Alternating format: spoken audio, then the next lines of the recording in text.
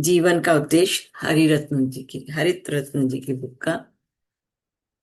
अब प्रश्न है, क्या हमें भविष्य से डरना चाहिए? क्या आपने कभी यह जानना चाहा कि भविष्य ने आपके लिए क्या संजो कर रखा है? शायद आप किसी परीक्षा में बैठने जा रहे हैं और अपने पेशेवर भविष्य के बारे में जानना चाहते हैं, यानी आप किस करियर को अपनाएंगे और किस कंपनी में शामिल होंगे। या शायद आप अविवाहित हैं और 10 साल बाद अपनी वैवाहिक स्थिति जानना चाहते हैं। शायद आपके माता पिता बीमार हैं और आप 5 साल बाद उनके स्वास्थ्य की स्थिति के बारे में जानना चाहते हैं। ये भविष्य को लेकर कुछ ऐसे प्रश्न हैं जो लोगों के दिमाग में सबसे ज्यादा दबाव डालते हैं। अक्सर लोग इन्हीं प्रश्नों में उलझे रहते हैं, भविष्य की चिंता में। और इनका उत्तर देने के लिए हमेशा से एक बाजार उपस्थित रहा है, एक संपन्न उत्साह से भरपूर उद्योग जो जीवन से जुड़े प्रश्नों से लेकर घुड़दौड़ तक के कई विषयों पर भविष्यवाणियां और पूर्वानुमान प्रदान करता है। भविष्यवाणी पर केंद्रित सबसे लोकप्रिय क्षेत्र है ज्योतिष। भविष्यवाणी पर केंद्रित ज्योतिष बहुत लोकप्रिय क्षेत्र है। किसी व्यक्ति के जीवन की भविष्यवाणी करने का विज्ञान है ज्योतिष। इसका आधार एक अंकशास्त्री प्रणाली है जो सितारों और ग्रहों जैसे भौगोलिक पिंडों की चाल से संचालित होती है। दुनिया भर में कई ज्योतिषीय पद्धतियां प्रचलित हैं। कई तरह की ज्योतिष पद्धतियां चल रही हैं दुनिया भर में। जैसे व्यक्तिगत जानकारी का उपयोग करके भविष्यवाणी की जाती है। इसके बाद सितारों और ग्रहों की गति पर दर्ज आंकड़ों से परिणाम निकाले जाते हैं। ऐसे कई लोग हैं जो इन भविष्यवाणियों के कारण डर और घबराहट से में रहते हैं। उन्हें डर लगता रहता है कि किसी दिन उनका जीवन, शरीर या कोई अंग या स्वतंत्रता छिन जाएगी। ये व्यक्ति भविष्य से इतने भयभीत होकर रहते हैं कि वे अपने अस्तित्व को लगातार भय और चिंता के आवरण में छिपाते हैं। स्वाभाविक है कि दुख हर जगह उनका पीछा करता है। ज्योतिषीय भविष्यवाणियों में आपके विश्वास होना गलत नहीं है, लेकिन इनसे डरने की कोई कारण नहीं। विश्वास होना अलग बात है, लेकिन डरना एक अलग बात है, तो डरने की जरूरत नहीं है। ज्योतिष का संबंध भावनाओं से नहीं बल्कि परिणाम देने से है। दूसरे शब्दों में कहें तो एक सामान्य पूर्वानुमान आपको बताएगा कि आपको 5 साल में बहुत सारा धन मिलेगा। हालांकि यह आपको नहीं बताएगा कि आप खुश होंगे या दुखी। मतलब आपको बहुत सारा धन मिलेगा, लेकिन उस धन को पाके आप सुखी होंगे या दुखी ये नहीं बता सकते, क्योंकि परिणाम विकल्प नहीं है बल्कि खुशी है। यह एक बहुत बड़ी और महत्वपूर्ण बात है। हमारा भाग्य पहले से ही तय है, लेकिन हमारी स्थिति, मानसिकता और इरादे हमारी अपनी इच्छा शक्ति हैं।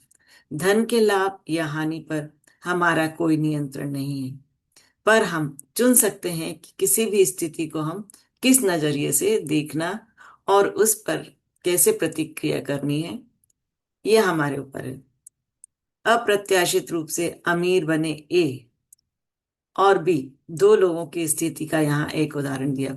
अचानक से जो लोग अमीर बने हैं, ए और बी नाम दिया है उन्हें, तो जब उनको एकदम अमीर बने तो उनकी स्थिति क्या दी है ये बताया गया है। नई नई दौलत पाने के बाद ए और अधिक लालची हो गया।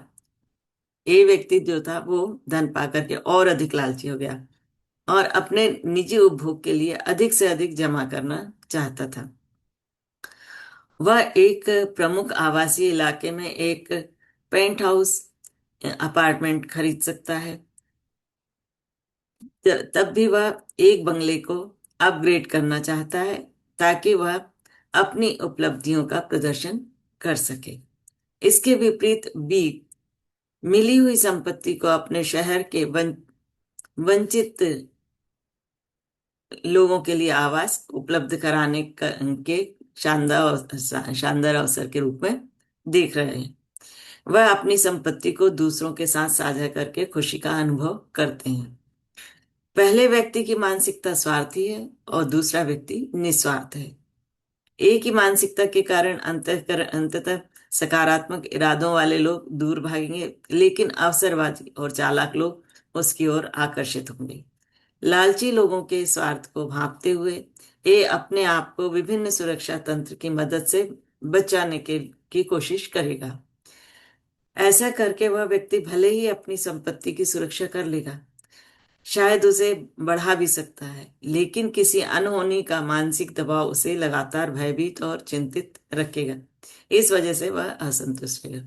मतलब उसने जो संपत्ति इकट्ठी की है उसको कहीं ना कहीं ये डर रहेगा कि वो कहीं छिन ना जाए उससे, इसलिए वह असंतुष्ट रहेगा, भयभीत रहेगा। दूसरी ओर बी अपने कार्यों के माध्यम से प्रेम फैलाएगा। उसके कार्यों की चर्चा दूर दूर तक होगी। वह लोगों को सकारात्मक ऊर्जा से एकजुट करेगा और इससे लगातार लाभ भी उठाएगा।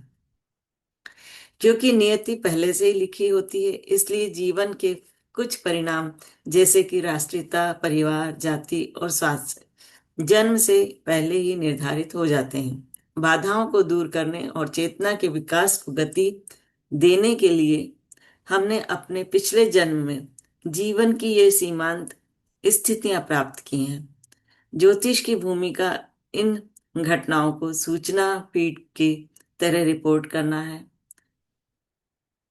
यह हम पर निर्भर करता है कि हम घटनाओं का उपयोग विकास के लिए एक स्प्रिंग बोर्ड के रूप में करें या पतन के लिए एक फिसलन भरी ढलान के रूप में। ये मतलब हमारे ऊपर ही है। ज्योतिष हमारे भविष्य के बारे में डेटा प्रदान कर सकता है, लेकिन इस बात को नहीं बताएगा कि हम कैसा महसूस करेंगे और बाद में कैसी प्रतिक्रिया देंगे। ये ब्रह्मांड के बारे में सबसे टिकाऊ और अपरिवर्तनीय तथ्य को नहीं बदल सकता। जो लिखा है उसको नहीं बदला जा सकता। दुख शरीर को प्रभावित करता है, हमें नहीं। हमें ज्योतिष भविष्यवाणियों से डरना नहीं चाहिए, भले ही पूर्वानुमान सच ही क्यों ना हो। यहाँ इस बात का एक उदाहरण दिया जा रहा है। उन्होंने यहाँ पर एक उदाहरण दिया है गौतम बुद्ध का, कि जन्म आधुनिक नेपाल के लुम्बिनी में ईसा पूर्व चौथी चौथी पांचवी शताब्दी के बीच हुआ था। उनके जन्म के बाद असित मुनि ने भविष्यवाणी की थी। एक मुनि थे, उन्होंने भविष्यवाणी की थी कि बुद्ध या तो संत बनेंगे या महान राजा। गौतम के पिता शुद्धोदन चाहते थे कि पुत्र उनके पद चिन्हों पर चले और एक महान शासक बने। संत बनने की भविष्यवाणी से भयभीत होकर उन्होंने पुत्र को संसार की कठोर वास्तविकताओं से बचाने का हर संभव प्रयास किया। उनको भय था कि बाहर के लोगों को देख करके ये हो सकता है कि सांसारिकता से दूर हट जाएं, सन्यासी हो जाएं। इसलिए उन्होंने सारे सुख सुविधाएं अपने घर महल में ही उनके लिए उपलब्ध करा दी थी। राजा शुद्धोधन ने राजकुमार को महल में एकांत में रहने का इरादा किया ताकि वह कभी भी गरीबी, बीमारी और अन्य प्रकार की दुर्दशाओं के संपर्क में ना आए। ऐसा होने पर पुत्र गौतम बिना किसी व्यवधान के शाही कलाओं पर ध्यान केंद्रित कर सकता था। हालांकि भाग्य ने गौतम के लिए कुछ और ही योजना बना रखी थी। एक दिन वह अपने रथ में सवार होकर महल से बाहर निकले। वहां उन्होंने सड़क पर एक वृद्ध बीमार व्यक्ति को देखा। गौतम को पहली बार गरीबी से सामना हुआ था। उनके सारथी ने बीमारी की अवधारणा को समझाते हुए बताया कि दुनिया में अनेक बीमार व्यक्ति हैं। इस प्रकटीकरण से प्रेरित होकर गौतम ने आगे और कई पीड़ित आत्माओं का सामना किया।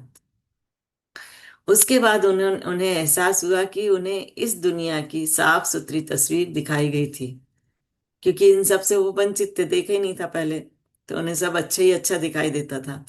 वास्तविकता का अनुभव करने के लिए उत्सुक गौतम ने अपने दिखावटी राजपाट को त्याग कर अपनी आध्यात्मिक यात्रा आरंभ की। इस कहानी के अनुसार गौतम ने राजपाट से इसलिए मोह भंग हो गया क्योंकि उन्हें वास्तविकता से जानबूझकर दूर रखा गया था। यदि उन्हें कम उम्र से ही इस वास्तविकता का सामना करना पड़ता तो वह इसे सामान्य मान लेते और इसके प्रति तटस्थ हो जाते। इस परिदृष्टि से में संभवतः उन्होंने एक राजा का जीवन चुन लिया होता है, लेकिन उन्होंने जो वास्तविक मार्ग अपनाया वह आध्यात्मिकता का था। इस मार्ग ने उन्हें ज्ञान की अनुभूति कराई, और यही सबसे बड़ी प्रसन्नता है। इसीलिए पुत्र के भविष्य को लेकर उनके पिता का डर निराधार था, क्योंकि यह गौतम को अपनी चेतना विकसित करने और खुशी पाने से नहीं रोक सका। संक्षेप में कहें तो ज्योतिष की नकारात्मक भविष्यवाणियों से डरने की आवश्यकता नहीं है, भले ही वह सच हो जाए या फिर हम खुद को मुश्किल परिस्थिति में पाएं और बहुत ज्यादा दर्द सहना पड़े। ऐसी भयावह विपत्तिपूर्ण स्थिति में भी हम सकारात्मक दृष्टिकोण बनाए रख सकते हैं और अपने दुखों से ऊपर उठ सकते हैं। हम दर्द के डर पर काबू पा सकते हैं। आत्म सुधार के लिए दर्द जरूरी है। यह हमारी चेतना को उच्चतर स्तर तक पहुंचाने का अवसर है। जितना ज्यादा दर्द होगा हमारे सामने, उतना ही बड़ा अवसर होगा। इससे दूर ना भागें, इसे साहस और जुनून के साथ स्वीकार करें। तो यह आज का हमारा स्वाध्याय। Thank you so much.